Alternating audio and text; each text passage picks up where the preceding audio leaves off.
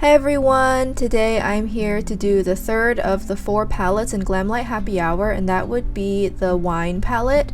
So I actually found this to be one of the scarier ones to work with because I've definitely made it clear before that purples and blues can be extremely fussy.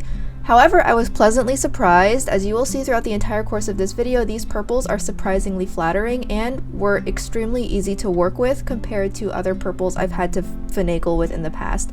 Honestly, I found everything to blend out really easily. I definitely did see that, again, some of the deepest mattes in this palette did not quite go up to full opacity, but it could very well be a combination of shadow quality and my personal skill, as I have seen other people like Annette's Makeup Corner build very deep and rich colors from this palette. So you never know, definitely could just be brushes, skill, confidence, things like that. But yeah. As usual, I found the shimmers in this palette to be beautiful, but as you will see with these 3 looks, I would say my biggest kind of consideration for you guys to know if you are considering this palette would be that it is very difficult to make a diverse set of looks with this palette. So on paper, this kind of looks like it would remind you of the Dirty Martini palette, where there's not just purples, but there is that gold, which I just used, Chardonnay, there is a blue, and there is a really deep red purple. It's not completely red, it is red purple, where I would say it's about 85% red and 15% blue. But so on paper it seems like this should be a very fun palette that is purple but not monochrome, like it's my pleasure levels of monochrome. It seems like you should be able to get quite a variety of looks out of this. However, in practice, I found it actually to be very difficult. So as you will see, I did a variety of shadow placements, but in the end, the diversity of my looks mostly just came from whether I chose to use the darker shades or not. So for this first look, I did not use any of the darkest shades. Here you can see I used the following lipsticks in the YesStyle water stain line. I used 2. And so you can see that it ends up looking really soft and pretty. It is the softest of all 3 looks, but that's just because I opted out of using the darkest shades in this palette. Now this second look is actually the last look I did, so I'm doing these out of order because I'm kind of, oh, and say hi to Matcha. I edited these into a different order because I wanted to go kind of from softest to most intense. So this look is, again, not super intense, but I did decide that as this was the last look I was doing, I really needed this look to stand out somehow, so I added a graphic element to it. So of course it ended up being a really fun look, but that kind of to me showed that this palette feels like it's definitely a one-trick pony palette. So even with the variety of shades inside this palette, all of the looks are still going to end up feeling pretty similar. Now that is not necessarily a bad thing, which is why I'm saying it's a consideration that I think everybody needs to know to help you guys influence your decision. So that way, you know, if you don't like that, then don't get it. So I don't necessarily think it automatically makes this a bad palette, because as you can see, the quality of the mattes is astounding. I had no fallout except for 1 shade, which you will see in the last look. But so yeah, quality aside, the color selection in this palette feels a lot more limiting than it should have been. So in practice, it was not as fun, diverse, and kind of, you know, not as much variety as you would think that there would be, if that makes any sense. So for this look, I have been spending the last month of the year doggedly determined to make inner corner liner work for epicanthic folds. I know I have said in the past that if you have epicanthic folds, just lining the inner corner of your lower lash line works, but I still take it as a challenge accepted to make the quote-unquote fox inner corner work for epicanthic folds. I know there's a way to make it work, so you can see I'm just messing around with it here. It gets a little better every time. So you can see I'm adding some graphic elements to this, and I did use a variety of shadows inside the graphic liner to kind of create color gradation within the liner. But yeah, I just, you know, it just kind of felt like, aside, Chardonnay was really what made this palette more interesting than it actually was. Excuse the matcha break. She likes to she wants to make sure that the filming is up to par, you know. She's the director of the channel. It's a tough job. So yeah, that's kind of just my thoughts on the palette, honestly. Overall, the quality is actually astounding. I would actually consider this to be probably the best palette in the collection just because these purples are some of the best purples I have ever encountered ever. So on that merit alone, this palette's really great. But I definitely wouldn't really consider this to be a standalone palette if you're hoping to get tons and tons and tons of different looks out of this. In a way, I think her making the chocolate, whatever, the chocolate something, I don't know my alcohol, with the chocolate palette, in a way having that really does improve the collection. It really grounds the collection because I could totally see creating a more diverse set of looks by using the chocolate palette and the wine palette together.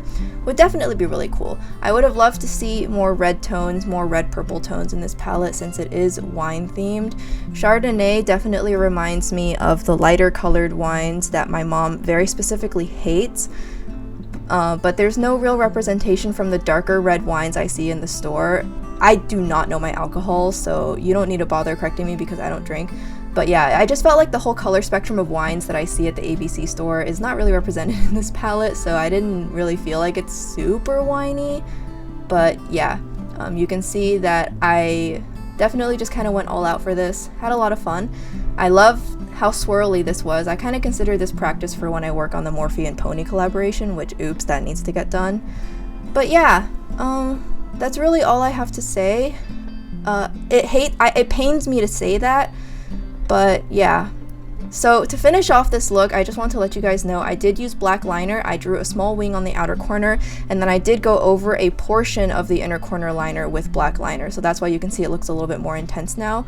I didn't go over the entire thing, I just went over it a little bit. And then for the lips, I used the Roman lip that you can see there. And then this didn't focus. It is the MAC Luster lipstick. It is not the Luster Glass lipstick, which is new. This is the Luster lipstick that's being discontinued, so I bought it for like $6 off the MAC website. That's the only reason I have it. It is in a color that the renewed Luster Glass version has, and according to Minsco, they're very similar, so you can get it in that formula, but that's what the lips are. So yeah, fun look. I really like this. I guess me going so graphic is kind of indicative of the one-dimensional nature of this palette, I guess you could say. But yeah, so this third look is going to be the smokiest and most intense out of the three. You can see here I'm using my Blend Bunny brush set, which, give me a minute, I really need to plug these. These are amazing. Look at how easily I'm working with these purples. It definitely is because Glamlite's purples are actually really, really good. But these brushes absolutely take my blending to the next level. This is just insane how good it is. It just is. I just found these brushes to be so good, and I definitely have it on my shopping list for sometime next year. I need to get another 2 or 3 sets. I've told myself if she ever does 25% off again, these are getting thrown in. She just teased on her Instagram what looks to be a neutral or nude palette. I'm so excited. I might get another set then just because I can. I absolutely love Blend Bunny right now. They are totally the brand I'm just the most hyped for, so you bet I'm getting that nude palette. But yeah, I just really quickly had to plug these brushes. And look at how small the shape is. These are absolutely monolid approved, small eyes approved, hooded eyes approved. You cannot get any better than these. For the longest time, I've been using my Luxie Detail Eye Set because it's so small, but I find the synthetic quality of this Blend Bunny set to just blow Luxie completely out of the water, so it is safe to say that this Blend Bunny set has replaced my Luxie Eye Brush Detail set. It is just so, so good. You guys really need to check it out. It's not even that expensive, and you're supporting a one-woman business. She truly makes quality products. Please, please go look at her brushes, everything. You just need to go look at everything she has. So yeah, I wanted to throw in this blue for some variety, and it did add some nice kind of pop of punchy blue, but this shade, this is the Fallout shade. This shade is Fallout City. Definitely make sure you tap off your brush before you go on your eye. Once I started tapping my brush off very generously, I did not have a fallout problem anymore. But I will say that that blue is really the most troublesome shade in this palette that I had. So if it's just one shade out of the entire palette, you know, I really can't complain.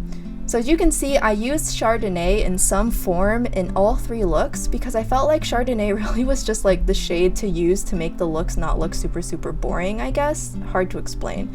Chardonnay also, it almost makes the palette worth it all on its own. It is a very unique white gold shimmer that I swear I only have in Pat McGrath Subliminal, I think is where it is. Like, I swear, that's the only other place I have a shade even remotely similar to this. So I almost would consider Chardonnay to be worth the entire palette. It is such a unique gold shade. Absolutely in love, and so it appeared in all of my looks in some way, shape, or form, and no regrets there. Just perfect, beautiful, amazing. So this is the last look that I did. As you can see, the deepest and smokiest one, and honestly I had a lot of fun with this. It was challenging to make each look very, very different from each other, but if all you want is purple, this palette really brings it, and it does not hold back on the quality. I had It's My Pleasure for a little bit, got rid of it. This is absolutely an amazing purple palette, and the shimmers are far superior in quality to Norvina Volume 1 and Volume 4. I do have Volume 5, but I haven't used it yet. Yeah, you can see the shade here I used is another Romance shade, just kind of a purpley red one. And yeah, that's it. I hope you found this video informative, I hope you found it helpful, and I will be back with the last palette very soon.